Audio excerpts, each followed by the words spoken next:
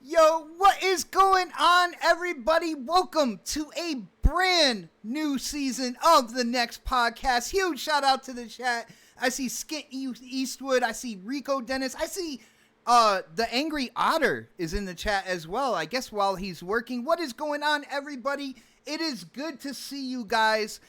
We have an awesome show planned with a very special guest as well. I'm really excited about tonight's show. Our topics are fire. Things that I have not seen other people talk about, we will be talking about here tonight live for you guys. But we can't get into the topics without first going and doing the introductions. I'm going to save our special guest for last here, and I'm going to start with somebody who's been with me from the beginning. You might have to let him get, be a little country on this show. But my brother K Mega, what is up, bro?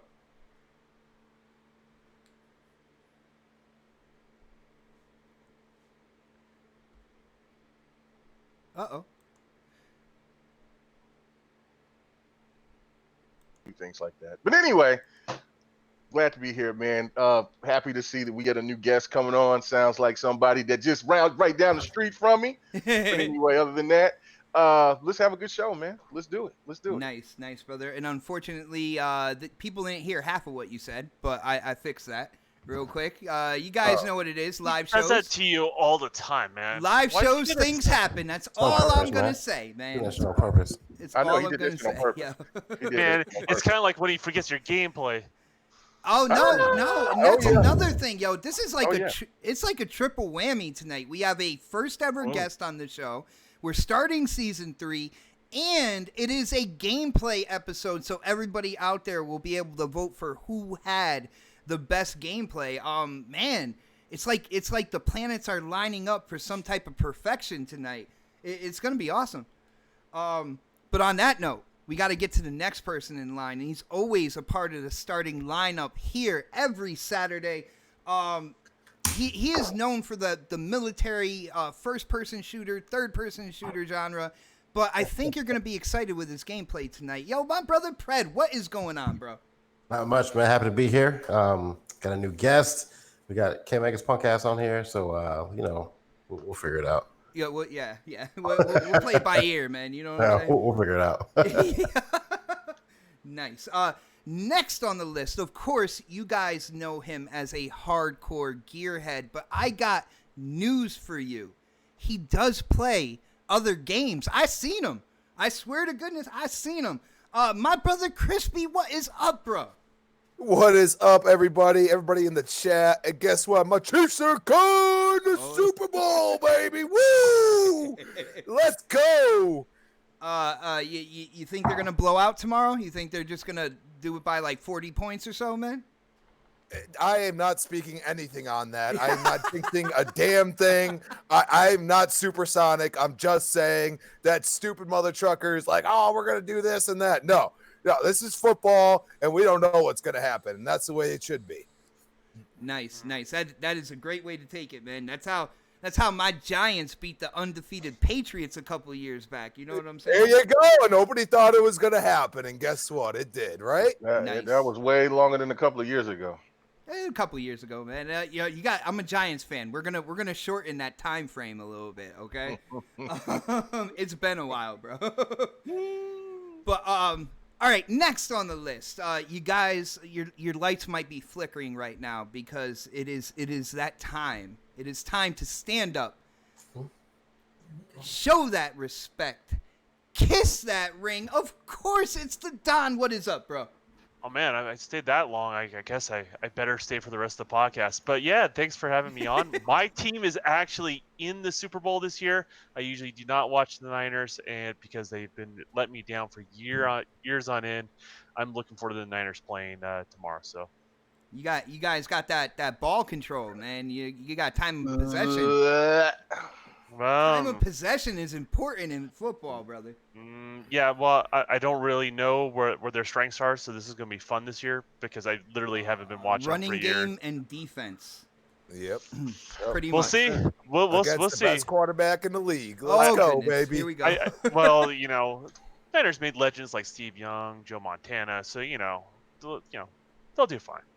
Nice, bro. And hopefully you've come here to talk games as well. I hope so, man. We got. I capped out on my sports knowledge, so let's go. All right, cool. And of course, next on the list, again, a first ever guest on this show. What a way to kick off the new season than with a brand new guest. You guys might know him on YouTube for the shows that he has on his channel, such as Horrorcast, which is the first time I actually saw him, and Gaming Beyond the Box. It is my pleasure to introduce my brother, WilmyHood. What is up, bro? What's happening, man? I don't really think I deserve that intro. I'm just a good old Southern motherfucker that loves to play video games. Nice. But glad to be here. I've never actually done a show with Kay or Don before. I see Crispy all the time. And I don't think I've ever actually been on with Predator before, so it's actually good to be here with everybody. Nice. And I will say you did kind of like everybody has done this in the community at some time or another, but this is pretty much is this your final stop on your world tour this week? Oh my God, yes. Dude, that's a long week, dude. I'm telling you. Man, I actually right after Christmas, I think I did 9 podcasts in 7 days. And I was like, Jesus Christ, I got tired of hearing my own fucking accent, dude. Yeah, man, you'll get tired as shit. I know you went to bed right after every podcast, damn near. It was like, Jesus Christ, I'm so tired of talking about games. I just want to play them. I got you, brother. Well, I hope you have, there's still some gas left in the tank here because we're definitely going in on topics as usual, man. Thank you, brother, for coming and hanging out with us tonight. I know it is Saturday night. It is prime time. It is something that when we first started the show, K-Mega was like, I don't know if we should do this time, bro. But it's working out, man. I mean, there's other podcasts, I guess, going on Saturday nights, but, everybody, and some people can't watch them during the week. That is true. So, I did forget one thing. What's up? Nobody cares about Battletoads. Oh no, they do, man. You should see I will take a couple screenshots of DMs of people who might not put it out there on Twitter, but are definitely excited for that game. Oh man, what do you gotta call up people that want to play Battletoads? I just do it to mess with you.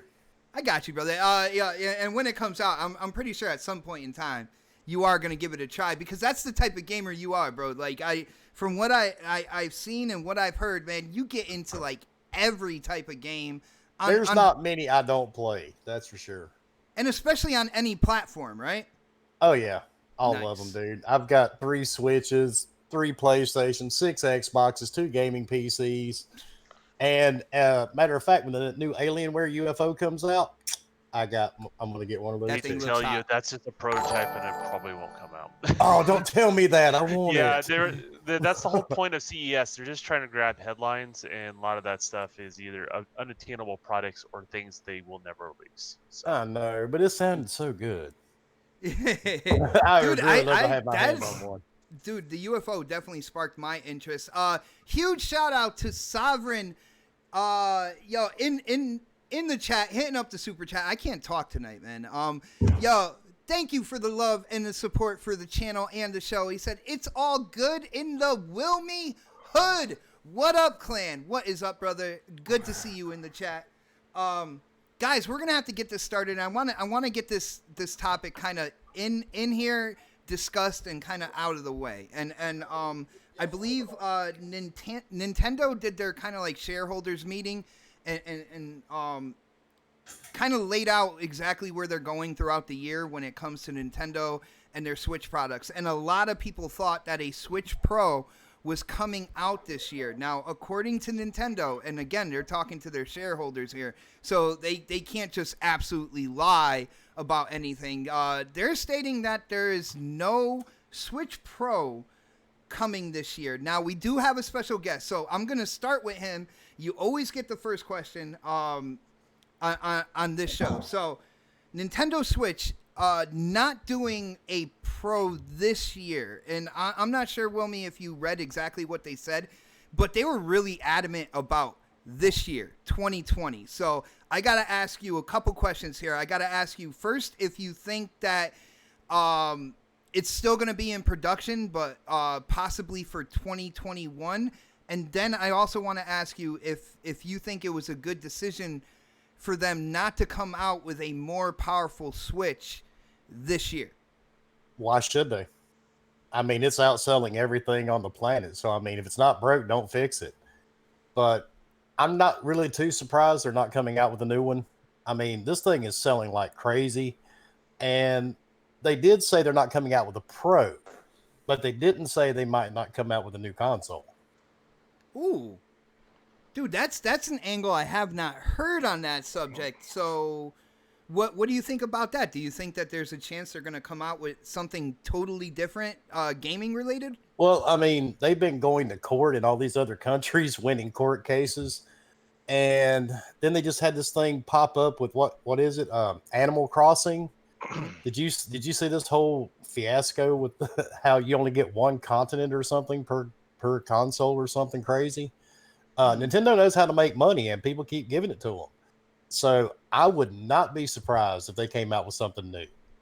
But Nice. They may not. I mean, they may just stick to what they've got because they're selling these Switch lights. I mean, they can't even keep them in stores. So, Dude, we have so many of those in my house right now. It's kind of crazy, man. yeah, I mean, I've got two of them and a Switch console. So I don't see them coming out with a new one. I really wasn't too shocked. Now, what would you say if I said 2021, definitely a beefier Switch is coming out? They may do that, or they may just bring out something new altogether. You know, I feel like they're gonna milk that horse for everything it's worth right there. And or like Dragon just said in the chat, it could be a mini Switch. like a truly mini, not a light, but an actual even smaller version. You never know, dude. Nintendo could sell anything. Dude, they sold us cardboard at one point in time. Yeah, exactly. Yeah, I mean, if they can sell that, they can sell pretty much anything, dude. that is true. That is true. Let's get somebody else into this subject as well. Let's go with Pred here.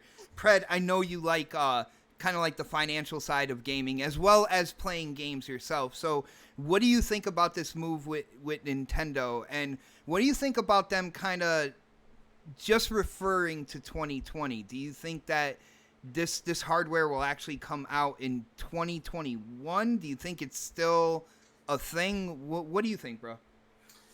I'm kind of with Wilmy on this one. I think like they could easily make just a traditional console.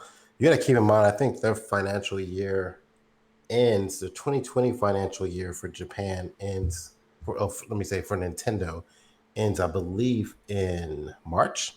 So they'll be entering into their 2021 series. So technically, they're not lying. I mean, like, if you want to look at it that way.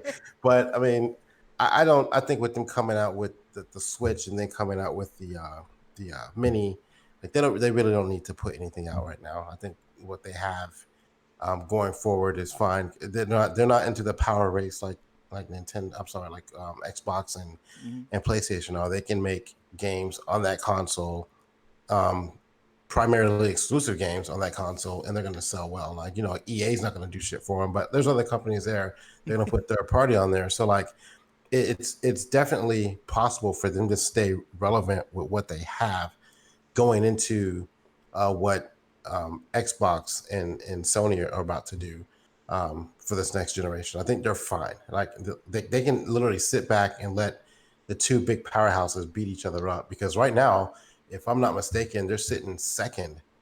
They've already surpassed Xbox according to what people are saying as far as console sales. So, I mean, they really don't need to push anything out right now. They're a great secondary console, and that's what they're banking their money off of. Like even when they have, even in the whole handheld space, they've got that on lock. There's no competition for them right now except for cell phones, which really isn't really doing anything. They can put those games on there too. I don't see the Well, point. in the mobile space, they just hit $1 billion in profits, right?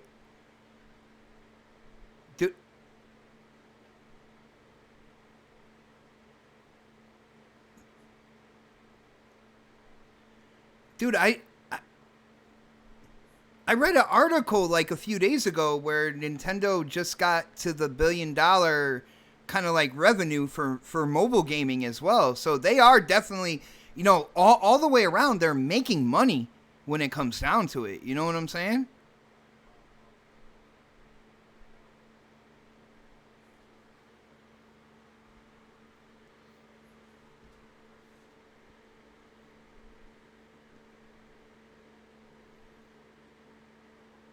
Thank you. Thank you for that, by the way. I appreciate that.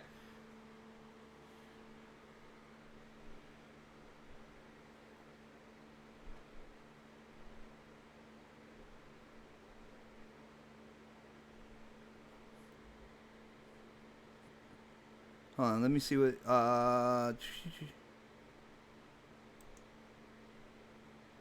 One, two. That sounds about right. One, Hey, check. hey, it doesn't happen all the time, bro. Testing 1, 2. I'd say- Oh, it's because I plugged my mic in. We're good. So Pred, no audio, yeah, only you, Xbox. go We ahead don't hear and you. repeat everything you said. Yeah, Everything from scratch. from scratch. Let's start. Let me do it in reverse. Roll it up into a nice package for these people.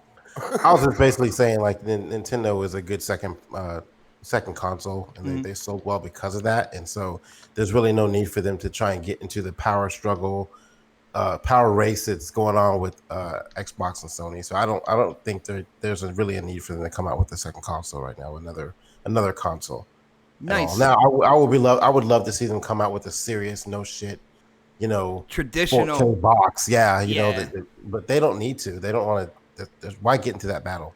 Well, and see, that's the thing there. Like when I saw that there was no Pro coming out, this year, because a lot of people are thinking, holiday 2020, you got the Series X, you got PS5, and whatever Xbox wants to do with like a lower price SKU or whatnot. Nintendo already did a great job of separating themselves from all of that. So why would they come out with new hardware and kind of put themselves back into that mix, kind of like competing with Microsoft and Sony?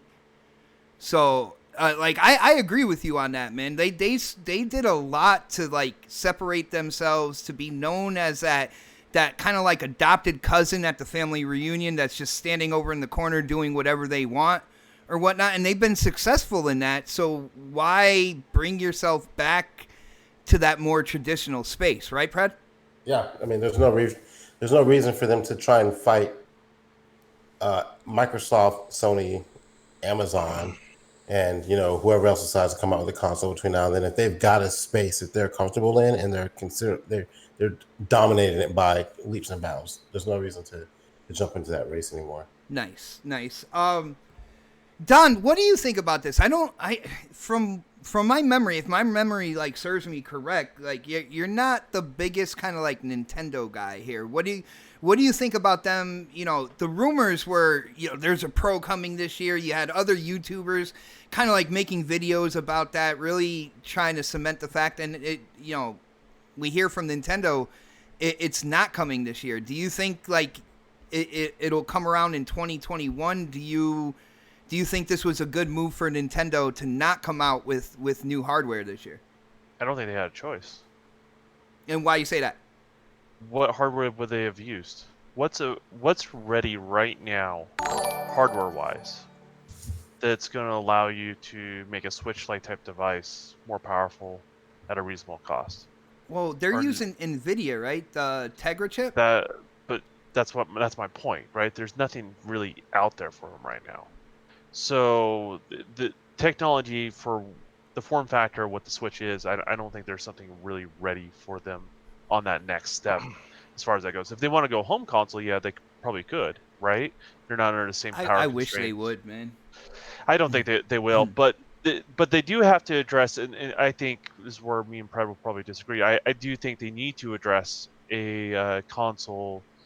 I wouldn't say like this year or anything like that, but they do have to address it eventually, because what you run into is you want the Switch, the sweet spot for like Nintendo, I really feel, is they don't have to be at the head of the power curve, but they have to be relevant enough in the power curve so it makes it easier for developers to basically scale their games down to their hardware, right? Yeah, it doesn't become like this main project like you've seen. That's the big problem with Nintendo right now. If you look at the Switch, and people keep talking about the console sales, which there's success there, right? But the reality is they're a distant third when it comes to third-party support.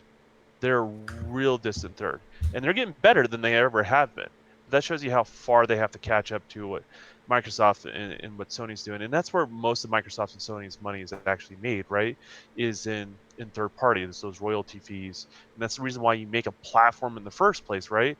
Yes, you can make your own games, but you want to capitalize. You want that system to work for you when you have these partners, and that's kind of the mentality. I feel like the Switch is close to where it needs to be, but it's not quite there. The technology is not quite ready. So, I feel like Nintendo will make the right move at the right time, in regards to that. And I think it's going to be easier to port to Switch than it ever. Well, whatever the successor to the Switch is, going forward, whatever that piece of hardware is, I just don't think the timing's quite right now. That's the way I look at it. So. I got you. I still think it's absolutely amazing. And I know people in the chat will disagree with me. And I know there's a couple super chats. I am going to get to that, especially with my boy Vogel out there hitting up that super chat. But one thing I want to say, I am absolutely amazed at how Nintendo has done this, where they basically took a handheld that can plug into a TV. They called it a console, but they put the hybrid name in front of it. And people absolutely accepted that. Like, I look at the Switch as a handheld. But the harsh reality, that's what it is. You can use it for either or. That's the thing. And so it does become this kind of hybrid unit. It's not the best at portable console. It's not the best at a, console that sits under your television. But as far as a versatile console, that's what it does, and what it does really well. So, I mean, shout out to him for that. But, I mean, I just feel like... Uh-oh. He spaced real quick. Hold on. What is bot doing? No, you're good. No, we're good. I'm done. Okay, cool. I'm cool. That's my part. And that note, let me hit up the super chat. Shout out to my brother Vogel again for hitting up that super chat, showing love and support for the show and, of course, the channel. He says, hi, everyone. On break and hit the thumbs up button. So I think he's letting everybody know that they should definitely hit that thumbs up button. I heard super chat go off again. I try to pause when I hear a super chat, so this way I can read it, at the proper time. But yeah, Sovereign, one more time, hitting up that super chat. Has anyone here seen the We Are 343 Industries on YouTube? Gents, there are a heap of babes working there. Bonnie Ross is a bae. Anybody on the panel like to agree with that, or? Oh yeah, she's cute. She's cute. We'll leave it at that. I'm very happy in my relationship right now. In other words, That's on air. His wife or girlfriend is not in the room with them, so they can answer the question. Man, why do you have to bring a girlfriend into it? I'm just talking about my wife right now, man. Oh man. Oh man, Crispy, you gotta follow that up with some Nintendo talk right now. I hope you can do that, brother. Crispy, what do you think about Nintendo's move here? That when it comes down to it, the Pro is not coming out this year. I think it's coming out in 2021. I also want to know what you think. If you think there's a good chance it'll come out in 2021 as well, man. I actually do, and that's only because Nintendo, had the Wii U. They started out before the gen really like truly began. And then you have the Switch coming in, what, I think 2-3 years after that, after the gen started technically with PlayStation and Xbox. So, you know, they're due for a mid-gen refresh, as we like to call it. So the thing is to release with these two consoles would be asinine, in my opinion. And that is because you could sit there and look at their console, and their console is a niche product, in my opinion, but it's more mobile than anything else. And right now, you World's need the most powerful technology, handheld. and you need the technology to make it more powerful. And you need better battery life. Is it really niche if it's hit that masses? I mean, yeah, but all right. We can look at it this way. It depends on what you're comparing it to, right? But like, most I don't of know their if I would say niche. exclusives are over 10 million sold, and they're selling them at the $60 price point like the whole time. So yeah, well, they're successful in that. I mean, I don't think that's so. There's clearly a fan base. You know what I mean? Like there's a fan base that enjoys these games. These games are much more mobile than anything else. They have that part of them in their ecosystem. I think the mobility is why the Switch is selling so well. Even when the first Switch came out, the ability to be handheld and to take it, wherever you're going and play games like, Breath of the Wild, and even, like later on games like Doom and Witcher 3 and stuff like that. I think that's the main reason why this sucker is kind of like flying off the shelf right now. I agree completely. I mean, and that's where you see Microsoft trying to do xCloud. You know what I mean? Because they see that part of the ecosystem of gaming that they're like, we're losing on this, and we don't have our own, console. Even PSP and the Vita didn't do very well compared to what they projected. But for some reason, Nintendo continues to throw out these crazy ideas at the time that all of a sudden turn into something great. Like the Wii was crazy at the time, but my grandmother could play it, and that's where everybody's like, oh shit. And Christy's grandmother loved the bowling. That's what she loved. Yes, bowling. You feel like you're actually bowling for a second. You got to stand up. You got to, and these are weird things that, like that's probably why Xbox went into the Kinect too hard, because the Wii did so well. You know what I mean? And we have to realize that we are console gamers. We're going to sit there in front of our TV and play it. But there's plenty of people that'll be like, okay, my mom's watching TV, or, the husband's like, okay, she's going to watch her Netflix. Oh. You know what I mean? Yeah. And I'm gonna go and play the game on the Switch. And like I always like to say, the thing is they sell all these exclusives, but 90% of their games are cartoony. And this is where I get into the argument with people like games. Nobody wants that. Dude, they are number one in selling exclusive games. Let's be real here. And that's what I'm saying. Like, come on, get your head out of your what? Come on, let's go. You know what I mean? Like I want, a vast amount of games. I want different games. I mean, who would have thought I'd beat Untitled Goose Game? I mean, are you kidding me? I mean, that is the cartoony of cartoony games. You know what I mean? And that's what I enjoyed. Did you stream that? Funny. Did you stream that? No, I took some clips because it was hilarious. Streamed it, man. That game was funny though, dude. It was hilarious. You know what I mean? And that's something that Nintendo's always been able to do is say, that you don't look at the cartooniness of them. You look at the game itself or the characters themselves. And that's what Nintendo's always been good at. And it always feels like Sony and Xbox can't grasp that part of it. You know what I mean? They always have to have the better resolution or the better this or the better that. And Nintendo's just sitting there like, okay, we're just going to do our thing. And that's it. And you know what? A pro version with, some easier dev times for some of these third parties would be a great step forward for Nintendo. I think proper amount of RAM is what they need. They just need a proper amount of RAM. That's the biggest part of that would be a huge plus. Yeah, because like here's the thing. So like one of the issues with scaling, one of the biggest issues with scaling is texture assets, right? And that's one of the things that holds back the Switch from getting a lot of these ports, right? They're just kind of looking at it, it's like, it's not really worth the time, and so they don't get that port. So what they need to do is focus on something that makes developers go, you know what, we'll do well on this platform, and it won't take nearly as much effort to get it on there. And I think that's where the focus needs to be on whatever their successor is. And if they nail that, they'll do really well, I think. Nice. On that note, I want to shout out a legend in the chat. My brother Graphic God is here hanging out with us tonight. What is up, brother? For people who don't know, he does a show called Retro Renegades, which can just go left on every single thing that they talk about on that show. Absolutely awesome show. I had a chance to be on, and Wilmy ended up being there with me this past week as well. Yes, I did. Yes, sir. On that note, Mega.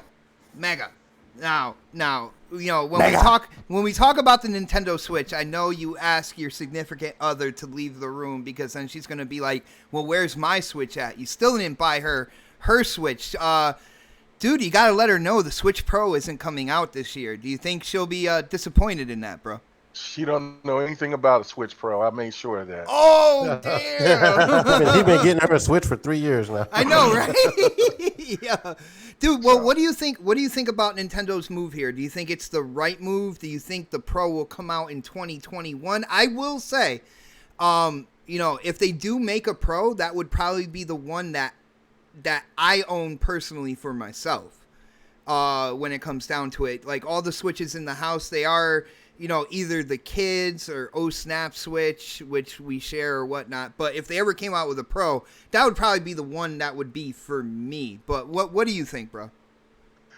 Yeah, no, I mean, I look at it as just kind of like everybody else. Everybody kind of touched on a little bit of everything that I was going to say. I'll even add this is saying, because we've had plenty of people that were saying that the Switch wasn't going to do jack. It was, it was a kiddies machine, blah, blah, blah, blah, blah. It wasn't going to end up as it's not going to be as powerful as a PlayStation or the Xbox, so why anybody would care. And as we see, graphics don't really matter. You know what I'm saying? It all comes down to how a game plays. And Nintendo is been there from the very beginning, and that name is synonymous, and it's bigger than any of it's the biggest one out of the big three. Nintendo has been there from damn near the very beginning, even before some of these guys that listens to the show or do podcasts has been born.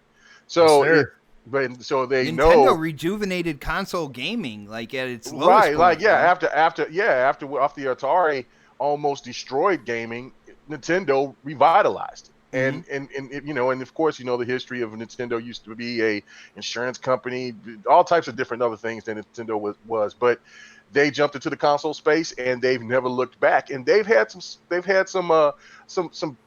failing moments, but if you look at it from retrospect, they ain't really never failed because they've always generated enough revenue to where they got back money that goes back to the Nintendo 64, to the first NES.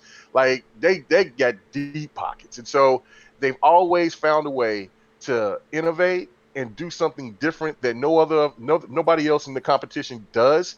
And when people look at it as quirky, it somehow works. Now, it hasn't worked all the time, but for the majority of the time it has. And like, I mean, they're Dude, it almost boggles the mind. I can hear you, like, the mind. Right? Like, and it's the fact of, just think of this. Put this in perspective.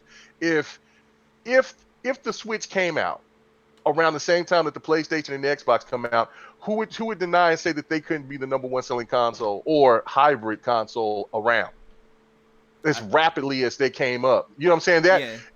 Just think about it, because that $300 price point, when people were at the time, was like, oh man, it's not a console. No, I'm not paying $300. Well, that is that sweet spot where people are like, you know what, that's perfect. Plus, you got Mario, you got Luigi, you got Donkey Kong, you got Pokemon, you got all of these iconic characters and franchises under the belt. Zelda, Metroid, But all of bro, this shit. they're So all they- cartoony though, man. What are you talking it- about? that's what I'm saying. Like the hardcore has put themselves in a crazy ass box of forgetting about Mhm.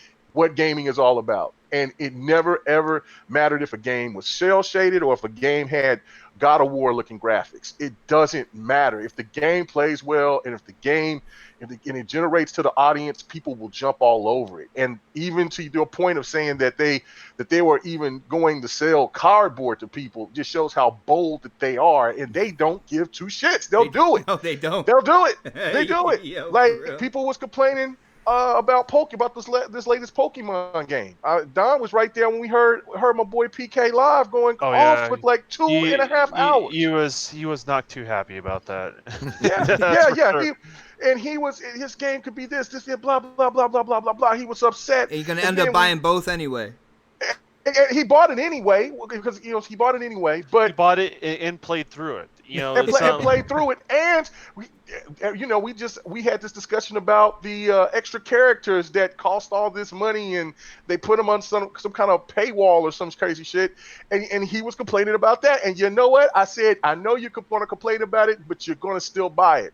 And he said, yeah, perhaps. And it doesn't matter. It doesn't matter. They're going to still buy it because they love what Nintendo gives to them. And I'll never hate Nintendo, never, because that's what saved gaming. And I think a lot of people have that nostalgic thought of it. That's around my age. And for the people that's coming up, they may love PlayStation more, they may love Xbox more, but they will always respect Nintendo. So here's the they can weird do thing whatever they about want to do. Here's the weird thing about Nintendo. I love their games. I don't like their hardware. Over years and years of playing their stuff, like I just don't like their hardware. I've always liked their games, but never liked their hardware. So I wonder where that eventually is going to go, because there's a weird thing about the Switch. It is at a weird convergence. You have streaming. There are people that are going to be utilizing that in a portable form going forward. Is that going to chip away at it? We don't know. We haven't seen what the repercussions of that, but that's around the corner.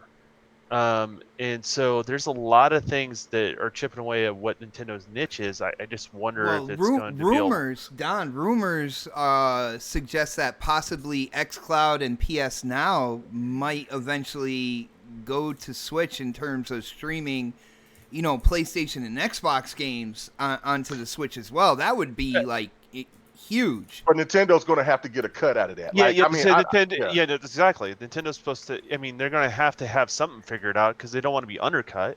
Right. Yeah, And Nintendo is too smart for that. Like, and on top of all of this is that they at this point don't need to have anything made, but I know that they want to, for the fact that they do want to get those third parties. They see that the games that they've been getting from the third parties right now has been actually pretty successful for the most part. Now, people talk down about how those games being played and things like that, but I don't think Nintendo really cares about that much. But they do want a company like EA that I read a report just the other day saying that EA is considering working with Nintendo. So that could be one of those things where, look, we might not do nothing for the Switch at this particular time, but if you do something, make another type of hybrid console, whatever, you do eventually make a Pro, then we can really actually put some EA games on there. And if you think you get Madden, FIFA, all those other games on there, plus like the Star Wars games that were just that's gonna, and then of course EA bringing EA Access over there as well, that's a game changer for them. It's crazy. It's crazy. If they can get the Xbox One power, like the original Xbox One, I was just going to say that. In a portable form factor, they'll be in the ballpark enough, even with the next generation hardware, to be able to scale to it. And the developer may have to put some work into it. That's cool. But the end result is you'll still have a portable variant of that. And they have a portable variant that runs locally on the hardware, because there are advantages to doing things remotely, and there's advantages doing things locally. And that input is going to be one of those things you can take advantage of in what Nintendo could offer. I just don't know if we're there yet or not. We're close. We're just not there yet. Okay. Yeah. And Wilmy, did you want to piggyback off that real quick, or because I know you Actually, to add to what Mega was saying about Nintendo, especially all of us old dudes that have been gaming forever. I've played thousands and thousands of games in my lifetime, but I can still pick up any Legend of Zelda game, and I still know to this day where every location on that map is. Oh, damn. And I can play, and with all the games I've played, some of them I can't even remember them 2 weeks later. Right. So I mean, but I can still tell you where to jump in the original Mario games. I mean, those games stuck with you. Right. So that's what they make. And to piggyback off of that is one of my favorite games of all time. All time. It's up there in my top 5 of all time games. It's Rygar. I forgot about that one.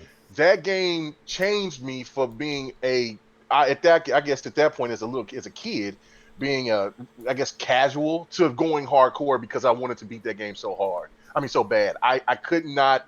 I played that game. It took me I think about almost a year for me to beat it, and because it was so damn hard, so difficult. But once I beat it, that took me to. I think that's what elevated me to go to the next level of gaming. Start playing RPGs. Start playing different start experimenting on looking at what I wanted to do. I wanted to expand my gaming portfolio instead of just playing certain 10-yard fight or pro wrestling or whatever.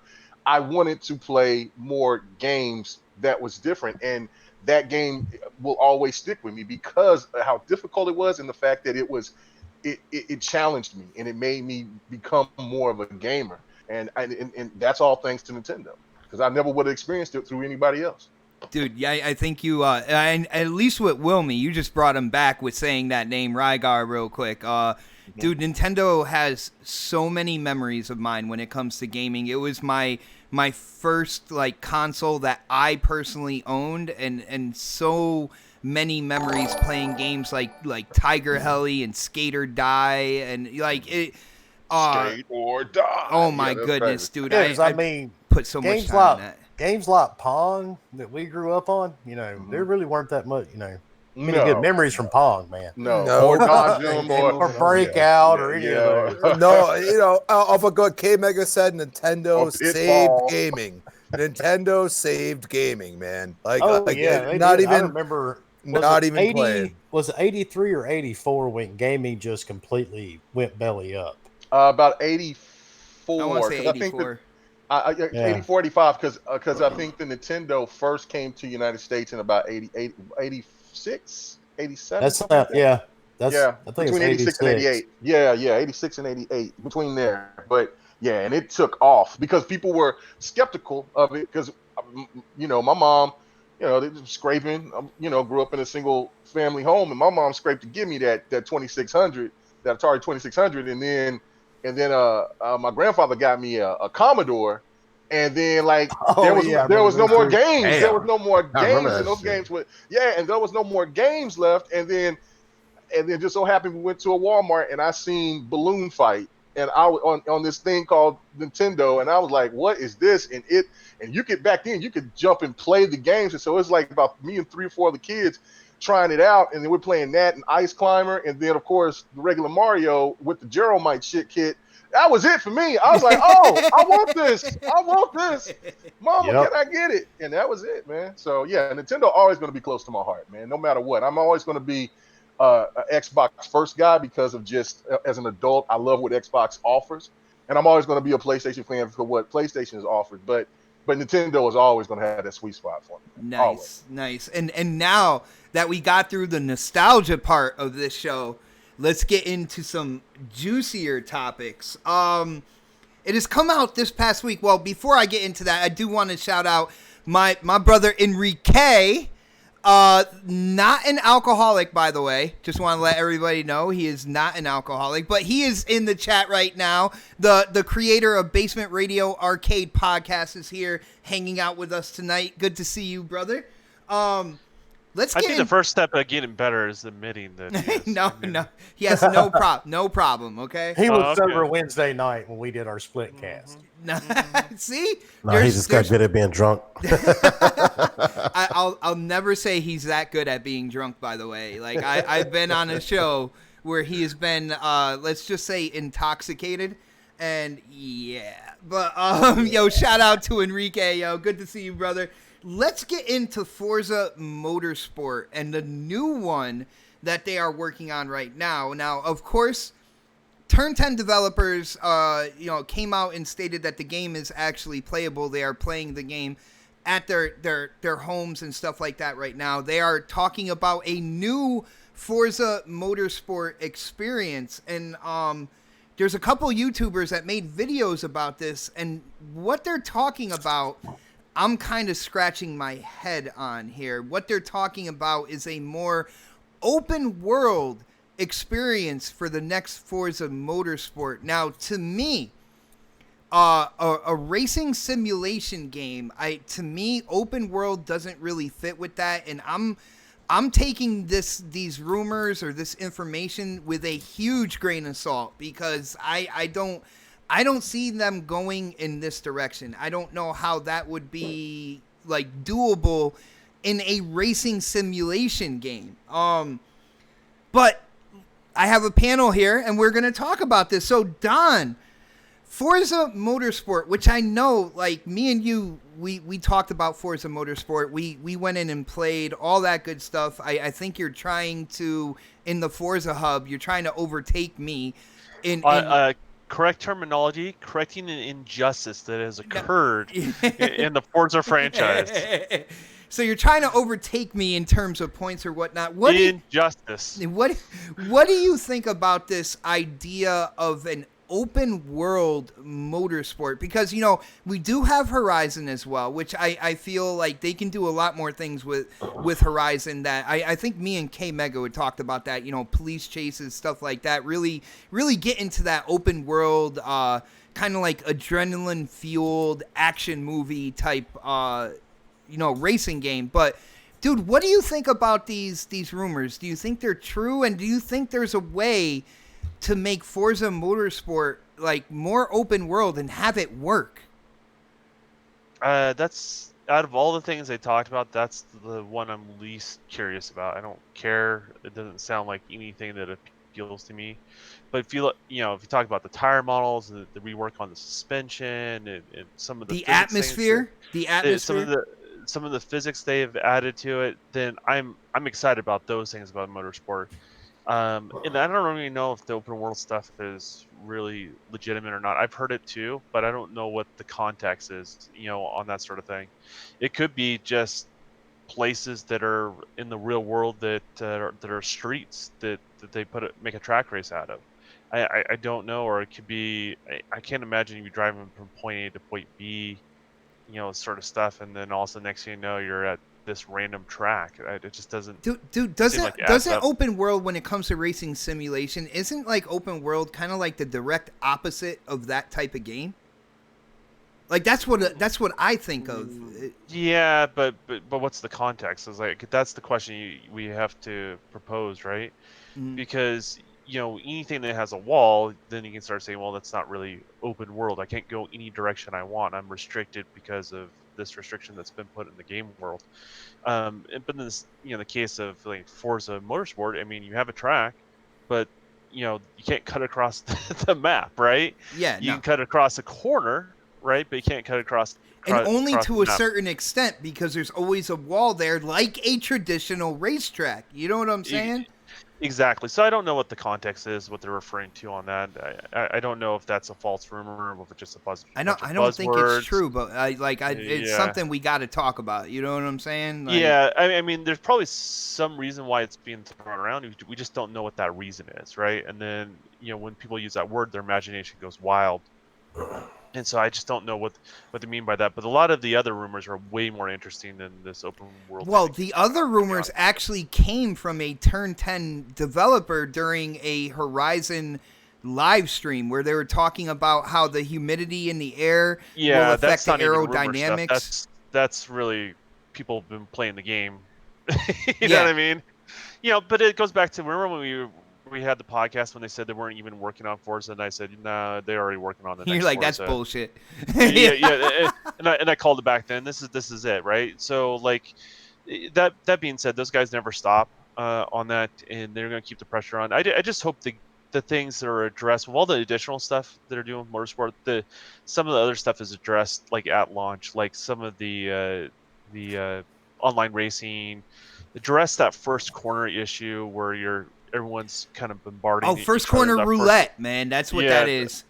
yeah, that's awful. Like they need to address those sort of things. They need to address like be able to load into your card quicker, which may not be an issue obviously with newer hard drives and stuff like that. But they have to address all that sort of stuff, and I feel like that stuff's not being talked about. It's not as exciting, but that stuff needs to be addressed before we get a launch on that stuff. Yeah, so. yeah, definitely. Now, I've already gone on record. I believe it was, I think it was last night. I said something on Crossfire. Like, I feel that the game needs a more kind of like immersive campaign, kind of like, a driver starting from the bottom type thing. Possibly Rising through the ranks sort of yeah, stuff. yeah, and creating rivalries with other racers that are there, especially with their kind of like drive-atar system or whatnot. Like I feel like that would be the more kind of like refreshing and still racing simulation. Don, what would you do? I know you talked about like loading into your car and all that good stuff in terms of improving Forza Motorsport. Like, do you have an idea of anything that you would do to kind of like freshen the game up other than what you said?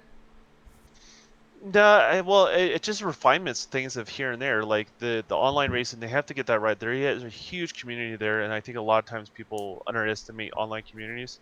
But that's a big part of Forza, so they have to address that. They have to, uh, you know, do better getting in and out of vehicles, and that's one of the biggest issues with the online racing portion of it, the Russian roulette. But I mean, I don't mind them spicing it up a little bit, throwing a little season on the narrative of why you're going Yeah. through the game. I don't think that's bad. I mean, if anything, take a little more serious tone because of the context of what type of game it is going forward. I think that'd be great. I think it'd be a welcome addition as long as it's not at a sacrifice of something else, right? That they have to get right, and they have gotten right in the past. So that's kind of my take on it. Less of that post-launch success and more of just a more solid package at launch for people behind it. And the weird thing is, even with all its flaws, like no racing game comes close to Forza. Like that's the crazy thing about that franchise. Dude, like, we were talking about that off air. Yeah. nothing's even close. Like I'm watching Need for Speed here on our gameplay, and like I just can't play that game anymore. And it's not because it's worse than any other Need for Speed or anything like that. It's just the standard on racing games has been raised so high because of the Motorsport and the Horizon series. That's the old Need for Speed. That was Most Wanted. That was Most Wanted. Okay, well, regardless, but you get where I'm going with that. Like the standard's been raised so high, like those games can play good, but they're not at that same level, and it's just hard to accept it where it's at. So, I look forward to it. I'm pissed that we didn't get a Motorsport this year. I knew it was part of the deal, but I'm looking forward to it. It's been too long. I think it's going to be a launch Motorsport. lineup, by the way. Like, I think it's going to be in the launch lineup. Absolutely. Yeah, if it's playable now, dude, like, seriously. Yeah, we wouldn't really be talking about it now unless it was playable in regards to that. So. Yeah, and that dev, bless you, by the way, but that dev just decided he was just going to overflow with information on a Horizon live stream. Like, I was watching that live, and my jaw just kind of hit the floor. I'm like, is he really saying this right now? Like, I don't think that was unplanned either. Like, you can't just say stuff like that and not get in trouble. Like, that's the harsh reality. Mm. And there's a lot of too many coincidences of things being talked about, consistent conversations happening that they're trying to do. Like, you notice they're doing more of these vlogs with developers now, right? You saw it with Ninja Theory, and they're now starting to see it with 343 right now. So all that stuff, I think all that stuff is intentional. So nice. Yo, Wilmy, I gotta ask you, and I don't even know, are you like a racing gamer? Do you get into like racing simulations, or do you do like arcade style races, or is it just any racing game you'll jump in and try? I'm not that big on the racing sims, but I do play Horizon 3 and 4. That's about as much as I get into them. All right. Have you played Motorsport at all? Not at all. All right. Well, I will let you know. It is your more traditional, like, like early Gran Turismo stuff, like your racing simulation where you have closed tracks and all that good stuff. What do you think about the rumor out here? And yes, shout out to the chat. I do know Dealer made a video about this, but that doesn't mean I'm just gonna be like, you know what? It's absolutely true and it's absolutely happening because nobody's perfect here on YouTube. But when it comes to driving simulations, like myself, I'm a racer. I love racing games and all that good stuff. I don't see a simulation going like more open world. What do you think about this rumor, man? Do you think that would be a little odd for a racer, in my opinion? Unless you're going to make something like, remember Test Drive? Yes. If you're going to make it the way Test Drive used to run, then it may make sense. But just with it being Forza, I just don't see where it makes that much sense. That's my opinion. And the fact that they have basically two franchises with Motorsport and Horizon. Like I look at, if they do that Motorsport thing, doesn't it cannibalize kind of like the Horizon franchise a little bit? Kind of takes away some of that luster over there. It seems like it would, but I mean, I don't know, man. Gamers, we're a fickle group. This is true. I mean, just all you gotta do is look at Twitter for like 5 minutes and ready to pull your hair out. I mean, we're a fickle group, dude. What may not appeal to us, you may have a huge fan base for. So it's really hard to say, honestly. I got you, bro. Mega? What do you think on this? You're one of the you're like in the same group with the Don. You're a couple of the dirtiest drivers I know in racing games. What do you think about an open world scenario to a driving simulation game like Motorsport, man? Can we just give him a pass because he's cross-eyed half the time when he drives. So. Hey, look, man. I was just gonna say, look, man. We got a saying for you when we play when we're streaming. When me and Don are streaming, and it's called X-botting. When when somebody cuts us off and. Dude, just because you two created a phrase doesn't mean it's real. Oh no, it's real. Nah, it's real. It has an origin for a reason. Yeah, it's your origin story. Batman's got his, Superman's got his, and you got yours. You got yours. All right. So, this thing to me is what I get out of it is that, if for it to have an open world, it would be that they're going to include something with rally racing, and maybe with that they kind of open up a part of the game to where when you're doing rally racing, it kind of has those races that you have with Forza Horizon, where you're kind of going all everywhere through the areas and stuff like that. Like you're going through weeds and all stuff, but you got to still stay within those lines.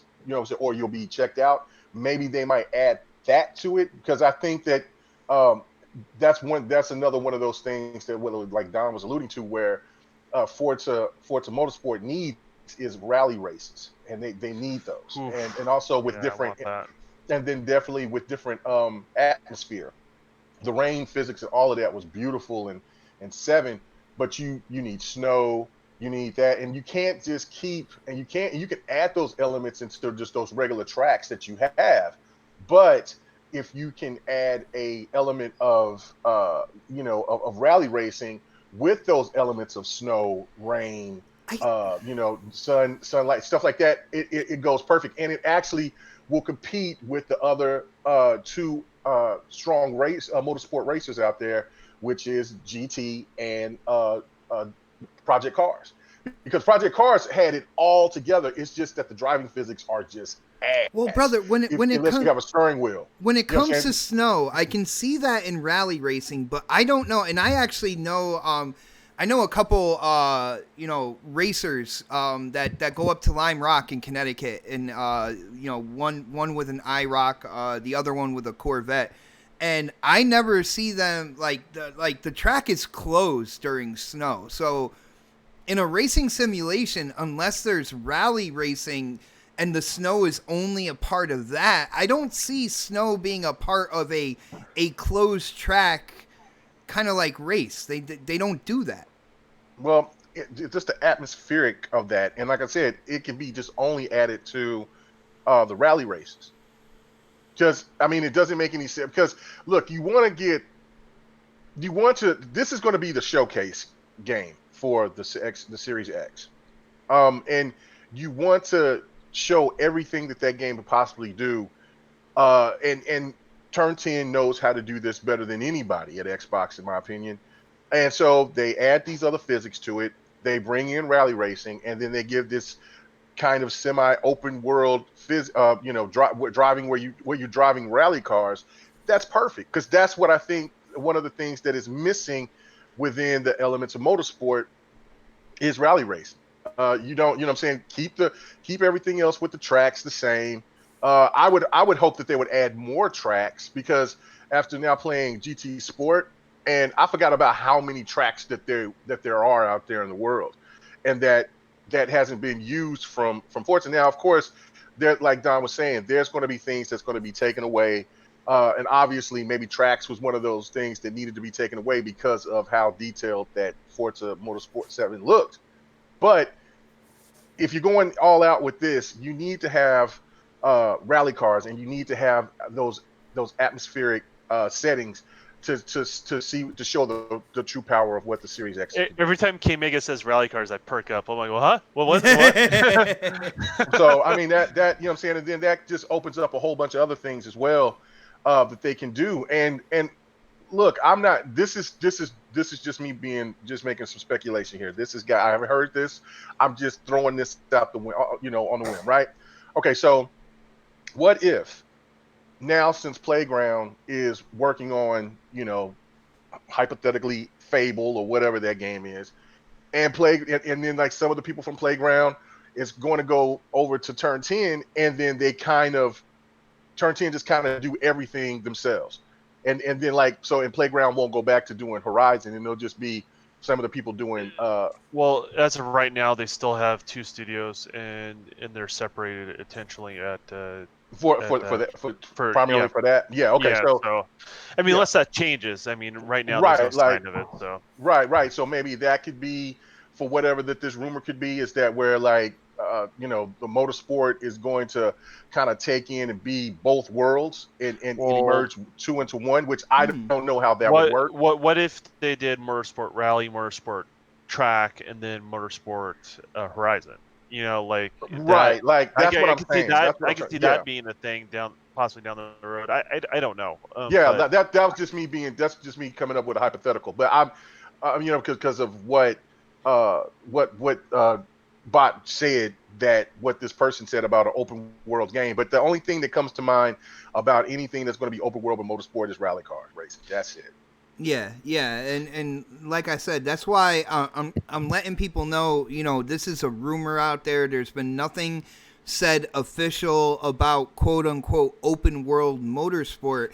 And what if the open world has nothing to do with the cars? It has to do with your character that you're playing. Like how? What? Give me. So an say idea like here, at the racetrack behind the scenes, talking to the mechanics. It says this is not something that appeals to me, but maybe if that's where it's possibly coming from.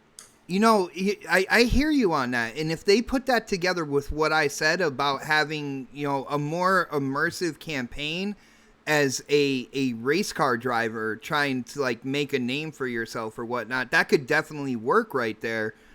But in terms of what, a couple people on YouTube, they're trying to hypothesize what this could mean. And as I'm listening to them, it's like they don't know what they're talking about either. Like, they don't know what this could mean either. And it's like, well, why not just say that? Like, I have no idea how they're going to make this work. And another thing too, Bot, is that when you compare to look at the championship modes between all 3 of them, because those 3 are the main competitors amongst each other. Project Cars has the best championship mode.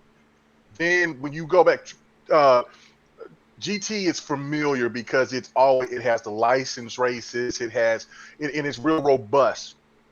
Forza, it was long as hell. Forza Motorsport was long as hell, but it didn't have it didn't feel as good as, let's just say, what of how detailed Forza Horizon is when it comes to their single player mode aspect. Like you want something more robust out of the championship, and not just racing the races with different car modes. You want to have something to make you keep going with it. And I think there's got to be some meat on the bone there at the end of the day. You know what I'm saying? That's what I'm saying with the championships. Yeah. So with the championship mode, so that right there could be another point right there for what Don said, that they could be including. And that's something that's definitely needed. Now, I'm not going to say that you need pit stops and all that shit. I mean, you can have the pit stop, pull over. I know people try to make a big deal of that between GT Sport and Motorsport 7, but if you're really going for realism, then I guess you want to have some people just put some tires on and then you drive off. But it also, I just think that the championship mode needs to be a little bit more robust than what it was with 7. So when it comes down to it, and I know we're talking motorsport here. I've said it so much that I can't say it anymore. Horizon 1, the story that was behind that, and having kind of having bosses at before you kind of like advance to your next kind of like license or your next wristband and stuff like that. I can see them transitioning Motorsport to have kind of like a similar campaign like that, and I would actually be I'd be excited for something that has a little more kind of like story behind it, coming up and trying to become the greatest racer. I mean, imagine ever. picking your rival off your friends list. Oh my goodness. You'd be able to pick bot, and then that becomes, your rival throughout the story. I mean, it's if the you same pick campaign, bot, the you same will story. see the cleanest drivatar on Xbox Live, man. Get ready to get knocked off the road, ladies and gentlemen. If you're talking about how it like waxes on, waxes off cars off the side of the road, yeah, I guess it is very clean. Yo, Wilmy, don't listen to them, by the way. They are completely, over-exaggerating everything. They are some dirty racers right here. There's a reason why you never see Xbox racing gameplay on next podcast. Exactly. And also, Wilmy, you understand he's a city slicker. So you understand they can't be trusted. Hey, now. I'm from the same state. No. Hold on, real quick. I just want to give a shout out to Big Cloud Gaming, who's in the chat. What is up, brother?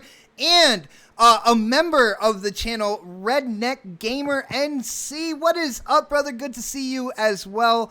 Well, let's go to Crispy here. Now, Crispy, I'm not sure like how you feel about racing games, like simulation, arcade, all that good stuff, but what do you think about what we're saying here when it comes to Forza Motorsport? Can you see them doing something open world while being a racing simulation game, which most racing simulation games, they take tracks that are known throughout the world and put them together into the game?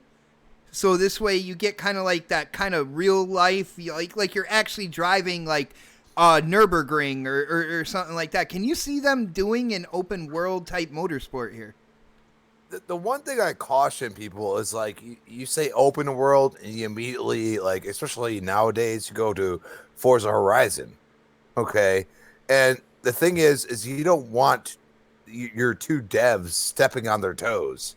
You know what I mean? Yeah. So in realism, I would say it's a good idea. The problem is that you're looking at it as, how are you going to fill those spaces? You're not going to have the cops running after you. You're not going to have, like, even when I play Forza Horizon, I'm still like, what is filling the space? I'm going to chase after sheep because that's what I'm going to do.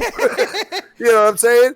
But and that's the point. Like, it is meant to be what it is. I'm sorry, Crispy, but Antonio in the chat said Forza should have motorcycles. I'm down with that. Give me a Ducati I'm down any with day. that too. Yeah, like I was saying, and that could be actually another part of the rally racing. That would be hot, man. Motorcycles. But I mean, a lot of people in the snow, rain, mud. God, give it to me now. Yeah, but K-Mac, a lot of people haven't played Dirt. You played the original Dirts.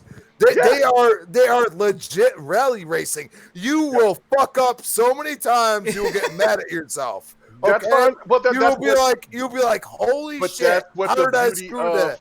that's the beauty of Forza. Is And that's a because you can play. simulation racing. You could be, but that's the beauty of Forza because you can have a person that's absolutely casual and they don't want all of that, and they could just play with the line and all that shit, and they'll still control well. And then you'll have the hardcore that could turn everything off and go balls to the wall, and then it'll be like rally racing, which is very difficult to play. But because I've been gaming as long as like most people on this panel, I go back to the greatest arcade racer I've ever played, and that's Hot Pursuit 2. Oh, Hot Pursuit 2 is the greatest. Hot Pursuit was hot, man. I thought he was going to say Rat Racer. Was great. Was great. The greatest arcade racer I've ever played. And then Gran Turismo 2 was the greatest simulation racer I've ever played. Okay? I'll give you that one until Motorsport came out. And then, like, when it came to simulation racers, I saw Turn 10 kind of take that crown and just run with it, man. But you know, like, dude, I love racing games, but I also want to enjoy them. And there's one thing about Motorsport compared to any other arcade-ish type game is that they do what they do great. Mm-hmm. They make you feel like you're actually behind the wheel of the car and you could die in your feelings. You know what I'm saying? Like you're going 180 miles an hour and you take that turn and you do it wrong, you feel like you just died, even though you just lost your places and you're seventh instead of first. Dude, you imagine if they had. What would you think if they had permadeath in Motorsport? Like if you got into an accident that was a terminal accident, like you would have to create a new racer. Wouldn't survive, man. What are you talking about, man? But you know what's funny about him and everybody else? No, we don't need. You know, we've seen permadeath, okay, in other Xbox games.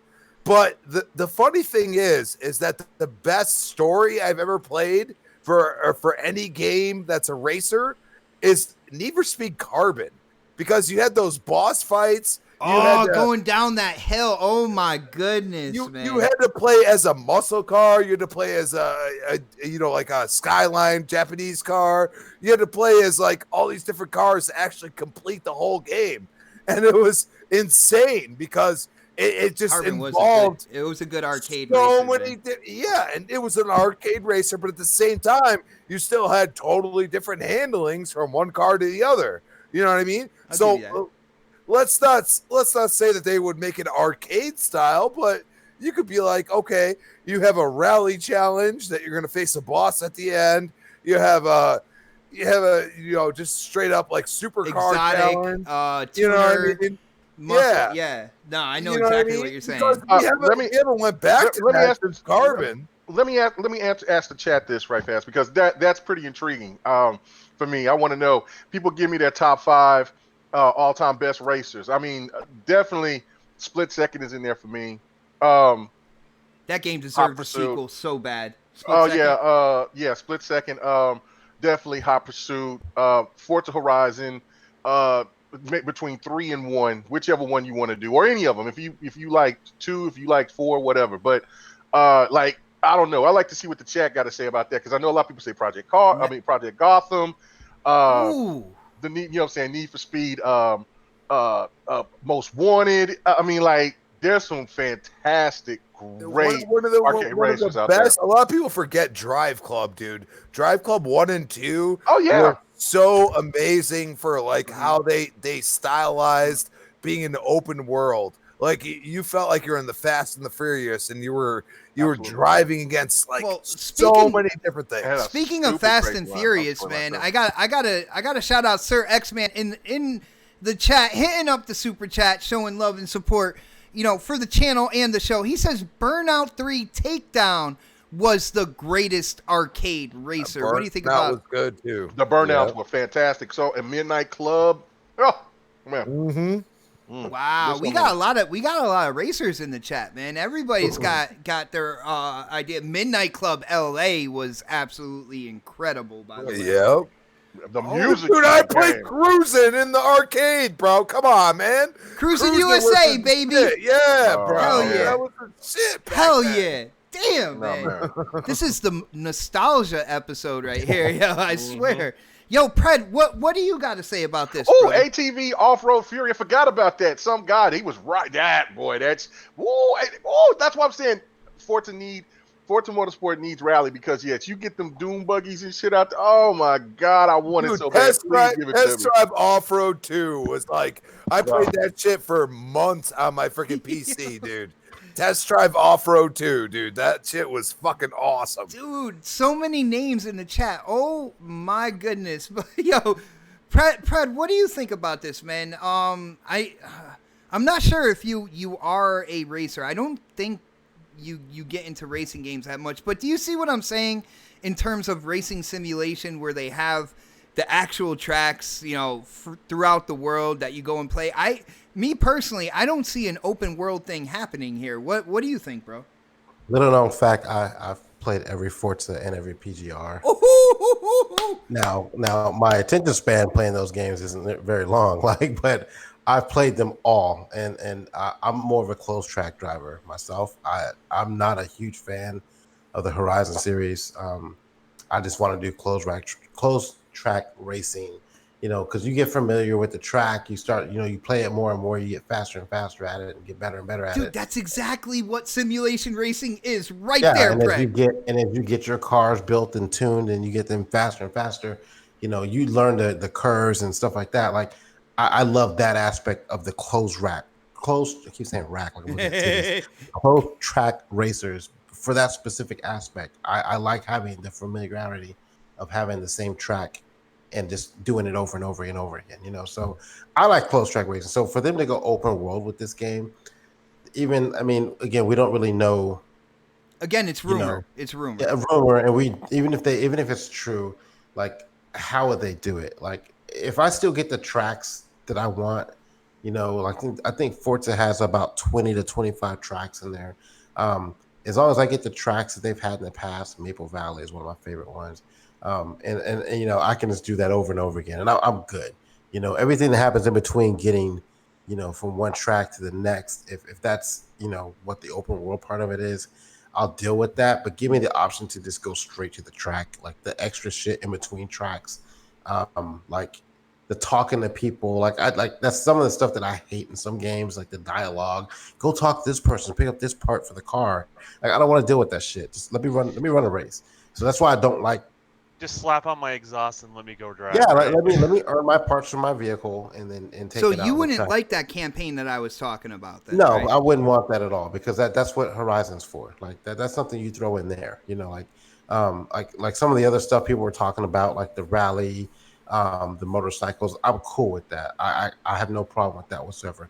One thing I've always asked for Forza, either series, is a track creator. That's one of the things I've always wanted. Like Maybe that's what they're talking about. The open world is an open track creator. yeah, That's let all me they're create talking my about. track. Yeah. Let me put it out there for other people to try and play on and stuff like that, and we're good. Now so with the Horizon series, they have different like events, like the Lego stuff. What was the one with the snow mountain stuff like that? Like I like that aspect of it. Bring something. Cocaine Mountain. Yeah. I Great don't know what thing the ever, official man. name was, but that one like The I don't Cocaine think Mountain they was so typically- sweet. I don't think they typically do that with the Motorsport series. I don't No, think they don't. They don't make it like a big event. Sometimes Yeah. they'll do like a late edition to like a real popular track out of nowhere. I know. I think was it the first one on the Xbox One that like they released the Nürburgring like late. I don't think Yeah. it was there Yeah. at launch or something like that. That's my favorite So- racetrack, by the way, Nürburgring.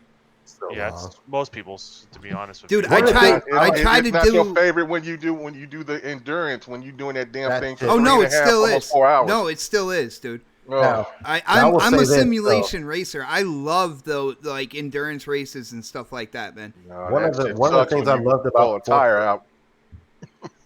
on the What'd you last 2 laps. I said it sucks when you burn out when you anticipate wrong and you burned out and your tires go bad. Yeah, and That's you the on the game last right 2 there, laps, bro. and that's it. You got to go do that shit all over again. Fred, tell him that's the game right there. That's strategy, That's man. why I don't do that shit. Oh, So, like, damn, man. I've never. That's one of the things I don't. I've never done the endurance stuff on Forza. I'm just like, I don't have that kind of patience. I've done them all I on know you have. every I know. races that I've I had. appreciate you because people like you make that part of the game, and good for you.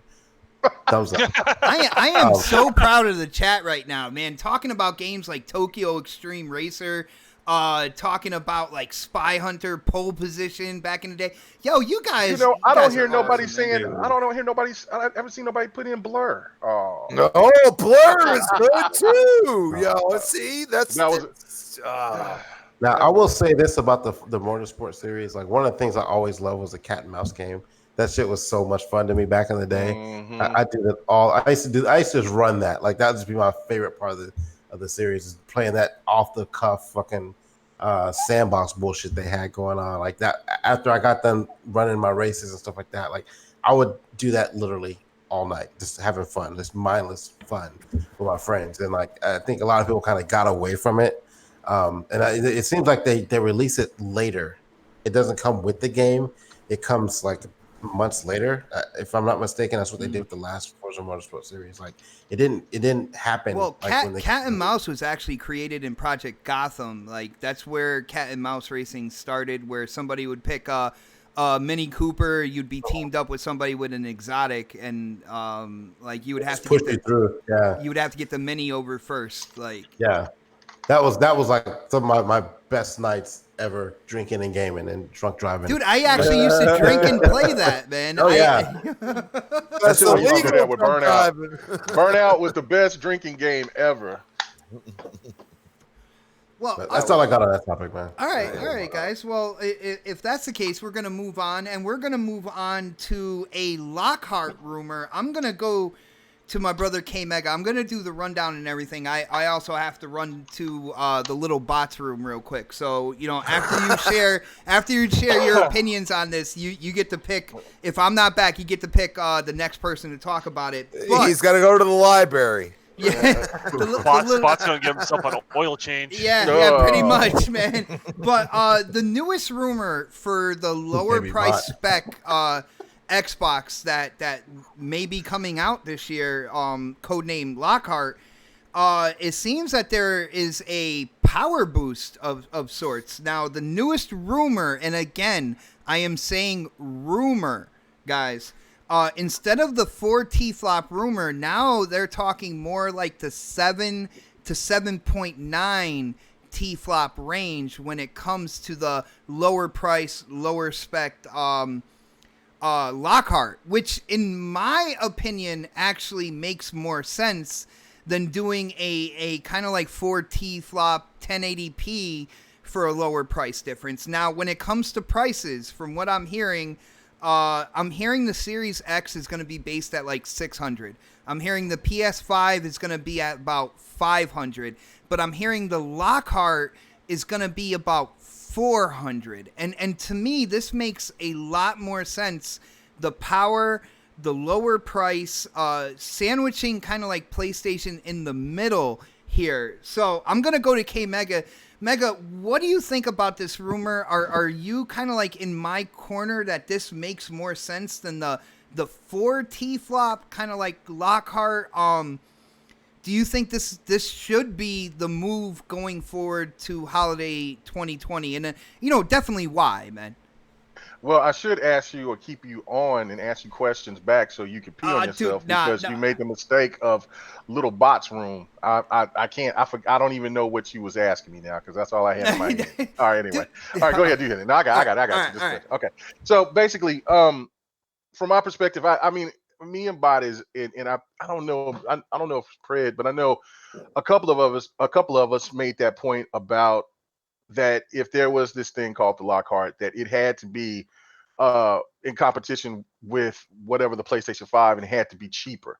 Now with the whole thing with the whole 7T flops and pterodactyls and all that crazy stuff, I don't care. As long as it's more powerful than the X, which I think that it will be, then it makes perfect sense that you have the X is going to be that low tier, or I don't know if they're still going to be working with the S. If they do, then I mean, okay, but no telling how much that thing is going to be. But then you're going to have the X, which will probably be around maybe 250, somewhere around there. 250, 300, and then you'll have whatever this Lockhart is, which will be around 350, 400. Then you got PlayStation, and then you're going to have the Series X. So yeah, it makes sense. What would be really crazy is if the Series X is going to be around the same price as the PS5, with them being pretty much, just going after being really aggressive and saying, look, we're going to match our new hardware with Sony's new hardware, and we're going to have all these other options. And if you do that, then it's just, it is whatever it is. So if you'll definitely get some attention for people who aren't really caring about the power aspect of it, and they just want to get something that's going to be comparable with whatever that they have, because there'll be probably some people that don't even have 4K televisions yet, or if they do, they don't have the high-end 4K televisions to utilize what the Series X can do. So yeah, it makes perfect sense. If the Lockhart's going to definitely be this thing that's going to be cheaper, and if it's going to be more powerful than the X, then I think everything is all good. So I don't think he's back yet. So I am back. Okay, cool. So I'm wondering, are you leaning more towards the 7 T-flop, or you think the 4 is like more acceptable here? What is the X? X is what? Supposedly 12. Oh, the X? No, the original X. The X6, I want to say. Okay, so it's 6, then it has to be 7 to 8. So it just makes more sense. Like I was scratching my head with like the rumors of Lockhart. But they said it was 4. Yeah. Then they said 4. Yeah, like no, that wouldn't even make no sense. So unless because that to me, if the Lockhart's going to be 4, then that means that it's going to be cheaper than $400. It'll be maybe 200, because that's because then you're in the Xbox One S territory, and then that would be the low grade of the consoles, and then you have the X, what will be this, and then you'll have the Series X that will be the premier, so or the premium product. So yeah, it makes more sense that like if the S is still going to be utilized through Xbox, then you have the S, which is going to be the lowest tier, then you'll have this, then you'll have the X, and then you'll have this Lockhart, and then you'll have that. Then yeah, that makes a lot more sense. And then not only that, like for people who still want to run with the X for a year, that's all well and good. But with the Lockhart, you're getting the solid state drive, you're getting the better CPU. Right, I was just gonna say that too. Yeah. Mm-hmm. So yeah, that makes sense. Yeah. This makes more sense to me. Like if this was the rumor from the beginning, I would have been like, oh, okay. But people are out there saying no, the 4 T-flop, and I'm like, well, why would that be? Like, well, let me ask you this question too, though, Bot. Do you think that Xbox could be aggressive enough to make the Series X the same price as what the PlayStation will be? Because I don't see the PlayStation ever going back to 600 ever again after what happened with them. I think they could. 3. I think they could be that aggressive, but will they is the big question. And you got to remember, this past generation, before Phil kind of like sold Microsoft on the future of the Xbox division, the Xbox division was up in the air on whether or not it was going to continue. You know what I'm saying? So the big question is, will they be that aggressive, knowing where they came from and how low the Xbox division got at one point, under the Microsoft umbrella. You know what I'm saying? Right. Yeah. I mean, look, that price, when it came down to it overall, and I've said this a million times, price was the main factor with a lot of gamers of why the PlayStation 4 jumped off like it did.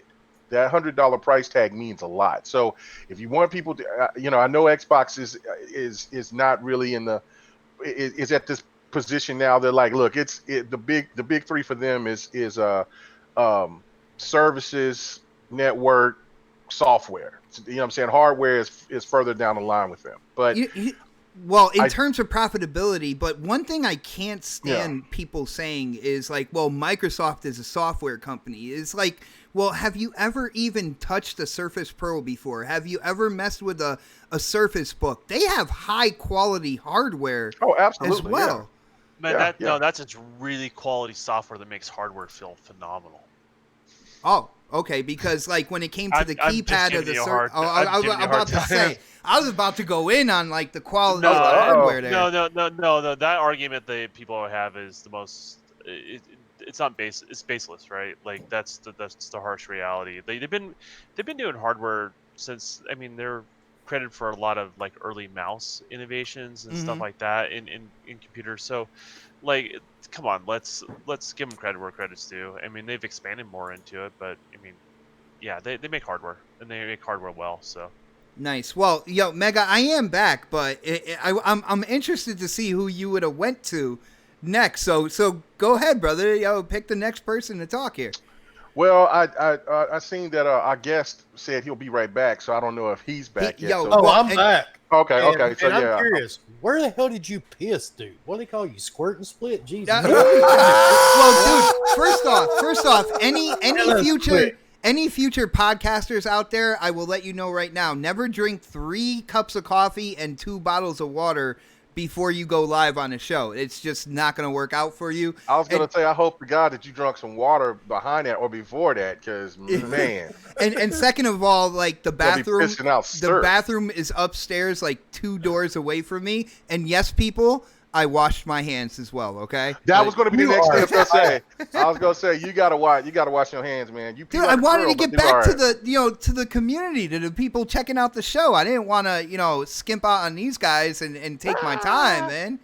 Okay. All right. And especially with having Wilmy as a guest as well, man. I couldn't do that. Did you shake it twice, or did you do it more than that? Only twice. I can't. More than twice, and you're playing with it, man. There you go. All right, brother. Oh, but I'm playing with it, baby, because I got the pain. I'm so uncomfortable right now. Well, I'm going to try to bring it back on topic. Yo, Mega, where were you going next with this, man? I was going to go to our guest. I was going to go to WilmyHood. All right. No, okay. So, Wilmy, you I'm not sure if you saw the rumor, and I don't know why more people aren't talking about this, but when it comes down to it, the newest rumor for the Lockhart, which is the cheaper, Xbox Series kind of like hardware, instead of it being like 4 T-flops, we're looking more at 7 to 7.9, which to me would make more sense than the original kind of like rumors that were coming out. But what do you think about this? Do you think there's some validity here? Do you think it makes sense, or am I just, barking up the wrong tree right now? Man, I don't know. There's so many rumors floating around. Dude, it's the craziest that I've ever seen, man. I saw one, it was a couple of weeks ago, somebody was saying the PlayStation 5 was going to be like 38 teraflops or something crazy, and I don't know. Then you had that thing came out today, the fake PlayStation ad. Dude, I knew that was fake. I went right to the PlayStation's official Twitter, and there was nothing there. I'm like, fake. Oh, my goodness. Well, it was a giveaway when they didn't, they spelled PlayStation wrong. Oh, but I didn't even see that. The funny part, I don't know, man. I don't believe any of it until, the hardware is actually in my house and connected. Because there's just so many rumors. I do believe that the Lockhart, it may be around 5-6 teraflops, somewhere in that area. I think the PS5 will be somewhere around 9. And, the Xbox Series X is going to be 12 or more. But to me, I'm to the point, I don't even care. I want games. That's what I want. I just want new games. I want it to be fun. I don't care which one has more Triceratops crammed into it than the other one. Because that's what it's all came down to is, a teraflop war and all this other crazy shit. I'm going to buy them all anyway. So I just want games for them, man. That's all I want. I don't want to buy these new consoles and not have anything to play on them. Well, when it comes down to games, at least on Xbox's side of things, they have shown early development for Everwild, early development Hellblade 2. We have seen the first kind of like teaser trailer of Halo Infinite. Like at least, you know, Xbox, when it comes down to marketing, they are showing, you know, what is coming down the pipeline. So that's got to have you excited, right? Oh, it does. But, you know, I mean, hopefully these games are coming out near release. I've seen a lot of early development, brother. Oh, yeah, we all have. And I just don't want, you know, to buy the console this year and nothing really be released for it until 2021 or 2022. Well, are you a Halo guy? Are you a fan of the Halo? I play Halo? Halo. I do play Halo. I'm looking forward to Infinite. Oh, dude, we got to play together, bro. The new Hellblade. I mean, there's a lot of stuff coming. There's a lot of stuff we're not being shown, which we may see it at E3. May see it before then. But me, I really want to see something from PlayStation. Yeah, they have been crazy quiet, man. I'm really curious. I really want to see this console. I want to hear some specs on it. But they're just being, you know, they're not giving away anything right now at the moment. Yeah. I mean, now we're seeing that possibly the unveiling would be in March sometime, because of course it's definitely not going to be February 5th now. Like there's no like media kind of like invitations or anything that went out at all. So I'm still disappointed about E3. I mean, I was really hoping to see them at E3. Me too, brother. And we definitely know that's not going to happen. So I don't know, man. That's my biggest thing right now. I just want to see, you know, a little something about the PlayStation. I mean, we've got some pretty good ideas about the Xbox. Mm-hmm. So I'm just really looking for some PlayStation news. That's legit. Mm-hmm. That's my thing. I don't want to hear it's 38 teraflops. I don't want to hear it cures cancer. It cures hemorrhoids or any of that good shit. I just want to know what it does. Dude, if it cures cancer and hemorrhoids, oh my goodness, that's a double whammy right there, man. Well, I probably gave somebody an idea now that should probably go up on Twitter within the next 4 days. Yo, for real, the way Twitter's been lately, yeah, definitely, brother. But I'm gonna get Crispy in on this as well, because you know, when it comes down to it, Crispy, you know, we've been following rumors, all that good stuff, and I know some people out there get tired of the whole T-flop talk, but you know, when it comes down to it, the launch of systems, there's a couple things people look for. I would say 3 things people look for. They look for games, they look for power, and they look for price. So this is one of the trifecta here. I feel like we got to talk about it.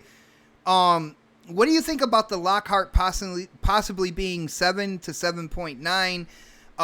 T-flops and graphical power? Does that make more sense to you than the original rumor of 4 T-flop 1080p machine right out the gate? Yeah. Totally makes more sense, because the Xbox One X is 6 teraflops, and what they always said is they had a bottleneck on the CPU, and now SSD has become into fruition that it actually is, you know, extremely improving loading times. Mm-hmm. So in the end, you have to realize that Xbox is going for power with the Series X. Okay, that thing looks beastly. I think everybody can agree with us, even though it might not be something that you want to look at. But if you're really a gamer, you don't give a shit. Just saying. That thing could be whisper quiet and you're a happy camper. It don't matter if it's, you know what I mean? And that's the point I try to make to people. The Xbox One X has 6 teraflops. Okay, let's not ignore this. Like, you could come and play on my TV and I see something totally different than half the people that talk to me, you know, on Twitter or whatever else. Like, I see something totally, like Gears 5 looked amazing. You know what I mean? Playing the HDR in Gears 5 was absolutely incredible. Right? But not just that, there was ray tracing assets involved. I'm just saying. Yeah, like, way back there in the skybox. But yeah, I got you. Shadows you could see. The shadows you could see, which is, it's a hard thing to do in a game. Okay? But what I'm saying to people is that why would you release a 4 teraflop console when you're going to release a 12 teraflop console from what we've heard? Yeah. Okay? Why would you do that? Okay, you could at least get it 3 more teraflops at a better CPU And and still maybe be a lower price. SSD And and still be a lower price. be a lower price. But it's really hard to catch all those Triceratops, Crispy. Yeah, but you know what? You catch all those Triceratops, and they fly around you, and they No, no. peck And at that's your face. pterodactyl, brother. Yeah, bro. Triceratops don't fly. Whoa. Oh, okay, yeah, pterodactyl. Oh, you said teraflops. My bad. Okay, my bad. When I hear it, that's Yeah, why I think it's a Triceratops. I had to spin it around on them real quick. Okay. He was saying I was paying attention. See? Well, all right. Well, let's bring a developer into the mix. Like, you know, when it comes down to it, he has a different viewpoint, a more kind of like substantial on business side of things viewpoint when it comes to consoles and kind of like the power that they're putting out there. Don, what do you think about this rumor? Does in your mind, does it make more sense to have the lower price Lockhart be at about 7 T-flops when it comes to graphical power as opposed to the 4 T-flop Lockhart? Like, to me it makes sense, but I want to know what you think, man. Well, if there's any truth to the rumor of the 2 SKU thing, it actually makes sense for the smaller number to be the solution. Why would you say that? Difference in architecture. So there's a lot more efficiency gains. So when you compare T-flop to T-flop, it's not the same. Let's based upon the speculation that's been thrown out there, right? If you do a 4 T-flop machine, it's going to be still more powerful than the X with a better CPU. That would be a significant upgrade, and that new architecture will allow you to bring down the cost as well. So you're able to do something with X level GPU with the newer consoles CPU levels at a cheaper cost. That would make sense. That's why I say that makes sense. Now, what people I think are doing a lot is they're conflating the numbers between the 2 different apples and oranges comparison, and it's like saying it's like this versus that. I think people are way in the weeds in this sort of stuff, and I don't think they should worry about that stuff way too much. I would say if Xbox is able to release something that's in the X graphic profile, right, from a GPU standpoint, with a more powerful CPU, technically a lot of the developers don't even need to know about the lower SKU, because they're already pretty much building games to scale to that anyways. And then you basically remove any sort of possibility of doing additional work by making the CPU the same power or similar power profile to what you're seeing on the more powerful unit. Then yeah, it's really really easy. So, and then you throw in the efficiencies that Xbox has done with the what they did with the X with the new architecture on top of that. I mean, it seems like that's a winning formula that makes sense. I think a lot of times people are throwing out numbers like 1440p, 1080, and 4K, and I think what people tend to forget is that doesn't dictate graphics. That's one portion of graphics. That's one portion of resources that are going on there. And when you have different tiers, you're not tethered to a particular resolution, and that developer can kind of do whatever they want. Hey, Don, I got to ask you this question. Do you think that 4K 60 is the new norm? No. Okay. I think devs are going to do what they want. And at the end of the day, that's the reason why I say I don't think every game is going to be 4K, and I don't think every game is going to be 60 going forward. Developers are going to look at the fundamental roof of their resources, right? And they're going to allocate those what they think accordingly works best for their game, and really go from there. So that's why I say, like, I'm trying to always prepare people. Like, I'm not trying to paint people in the corner of like put myself on the soapbox. I don't need that. I don't care about that. But what I want gamers to be kind of prepped in a way that going into the next generation of consoles, that they have stuff that they can go, oh, okay, it's like this, and I haven't set these weird expectations for yourself as a gamer and get disappointed when stuff comes out, or or you get these weird expectations like, this game's 4K 60 and this one's not, so it must suck. Like, don't do that to yourself. Is what I would say is, let the developers, they have all sorts of new tools. They're going to use it in interesting ways. They're going to be visually appealing, and you're going to have a great time. I think games are just going to constantly get better. Nice, and that's one of the reasons. I think you're prepared. It's one of the reasons why I like having you as a part of the Next Podcast family. Like, when it comes down to it, you are an independent developer. You kind of dig in and know more things than just like your common gamer out there, to give a different perspective on what might be coming on down the road. You know what I'm saying? So, yeah. I mean, I just think people just get a little ahead of themselves, and it's kind of like the lazy. And like, they haven't took the time to really look at what everything else that the developers will use. Options. So assets. I mean, we're talking about assets. Like, there's assets involved that we about the.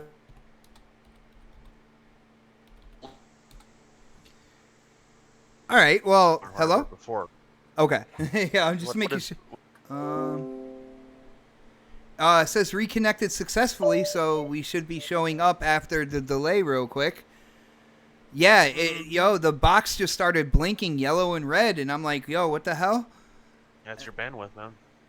Man, it's that East Coast internet.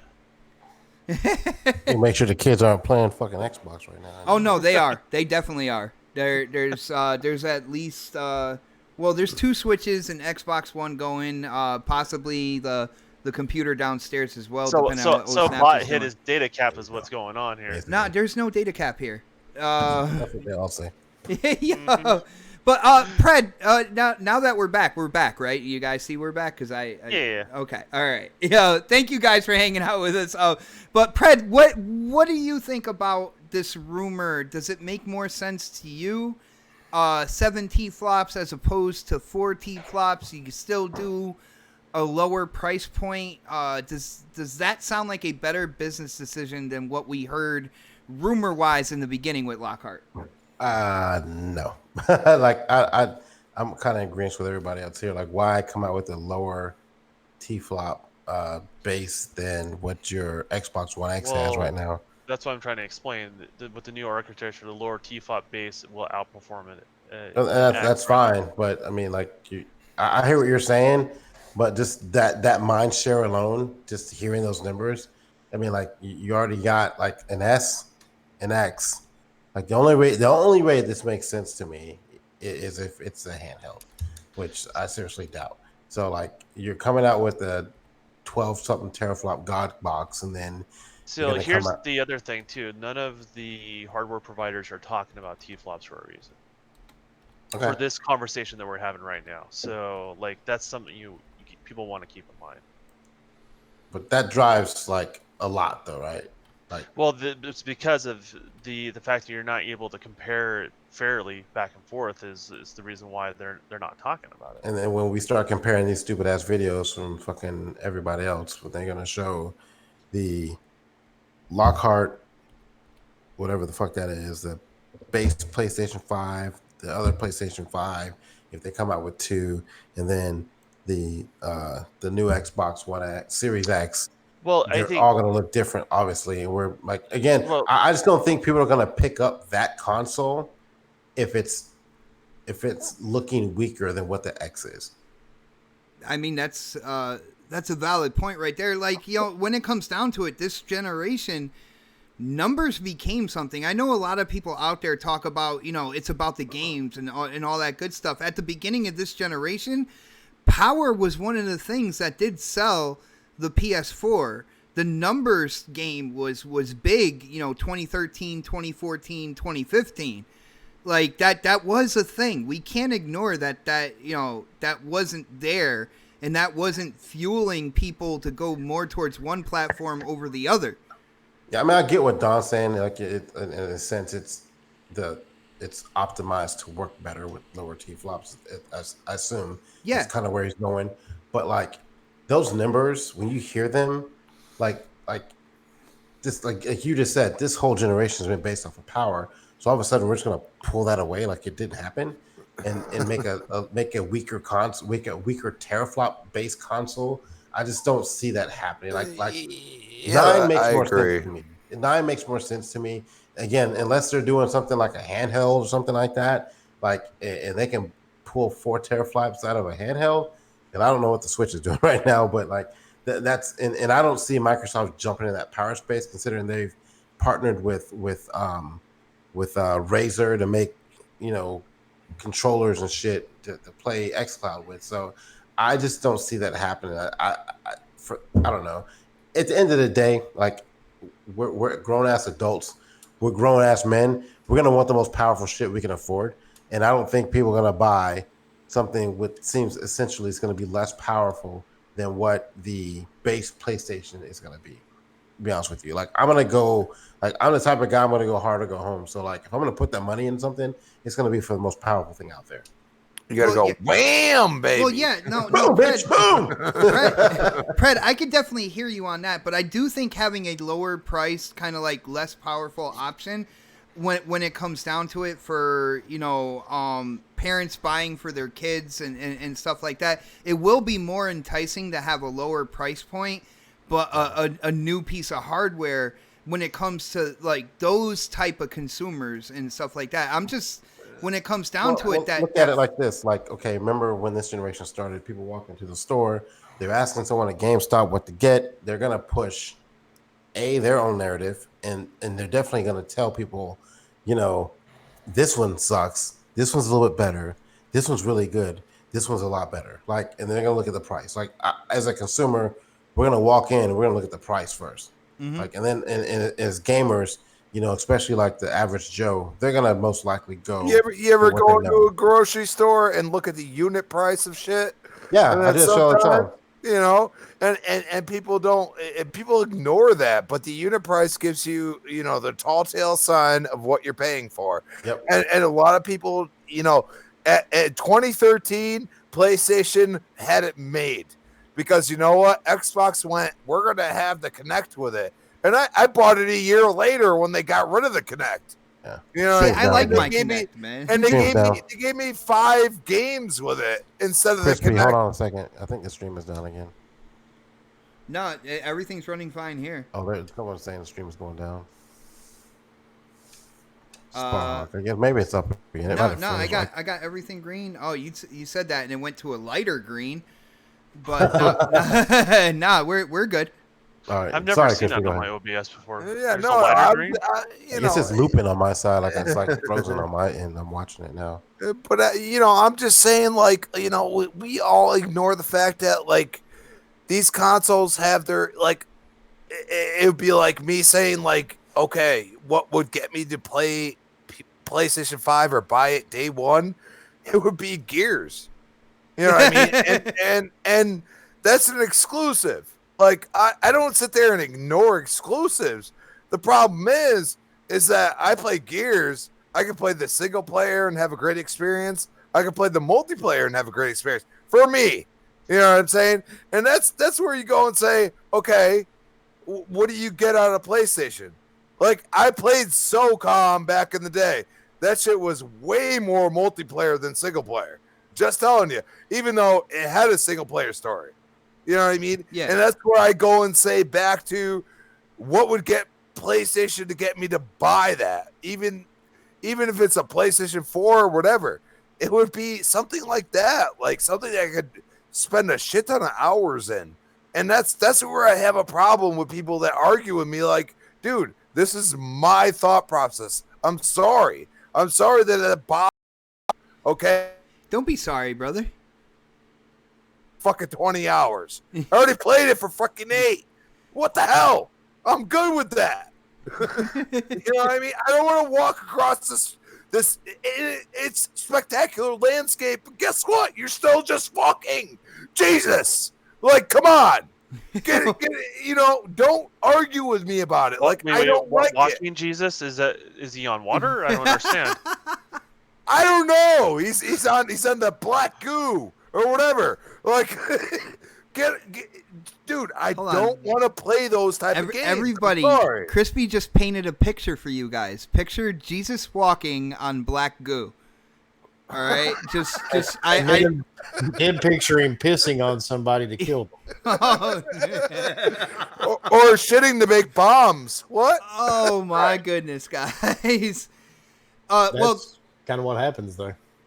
guys, check this out, because for some rhyme or reason, OBS is running on a very thin string. I know we didn't get to all the topics, but there's one topic I've been putting in the topics list for like the past 3 weeks that we haven't gotten to. Hopefully next Saturday we'll get to it, but I think we should definitely kind of get going into the outros, you know, like a 40-year-old with a comb over, get those plugs in, because I have a feeling that OBS is just going to crap out on us within a few minutes or so here. But yo, huge shout out to the chat. Thank you guys for coming and checking out the first episode of season 3. I knew you would laugh. Hold on. It says it's offline, but Hold on. It still says reconnecting right here, man. It's Yeah, all it's done. that's that optimum internet. You know, what the fuck? I've been on the toilet the whole time, so it doesn't matter. It's You want to coming hear a back flush? We're back. It's back up. I'm seeing the screen now. All right, nice. Yeah, guys. Looking Yo, down, so. OBS keeps on jumping offline and then reconnecting or whatnot. So I want to give a huge shout out to my brother Wilmy. Yo, Wilmy, season 3, episode 1. Again, thank you for being a special guest. It was an absolute blast. We got to wind this down. OBS is sending the hook out there and pulling us off stage. Why don't you let people know, you know, the shows that are on your YouTube channel and where they can go to talk games with you, brother? You can find me on Twitter at WilmyHood. You can find me on Steam, Epic Store, Xbox, PlayStation, Switch, all at WilmyHood. You can find me on YouTube at WilmyHood. And you can just find me anywhere, man. I'm everywhere whenever there's a game involved. Every Wednesday night, I've got Gaming Beyond the Box at 8 o'clock with the Forking crew. And I do believe we're actually going to do some streaming on Twitch tomorrow because I'm there as well. So that's it. Thanks, everybody, for coming out. Have a great night. And if you can't be good, don't get caught. Oh, damn. All right, brother. Yo, K Mega, you know what to do, man. You're a professional. Let people know what's going on with your channel, of course, your podcast, and where they can go to talk games, bro. Okay. All right. Nice. Can you hear me? No, Can you hear me? now I can. Dude, you're okay. you're wasting valuable time right now. We're going to cut out again, yo. Man, I was on the toilet this whole time, man. I was like, damn. So.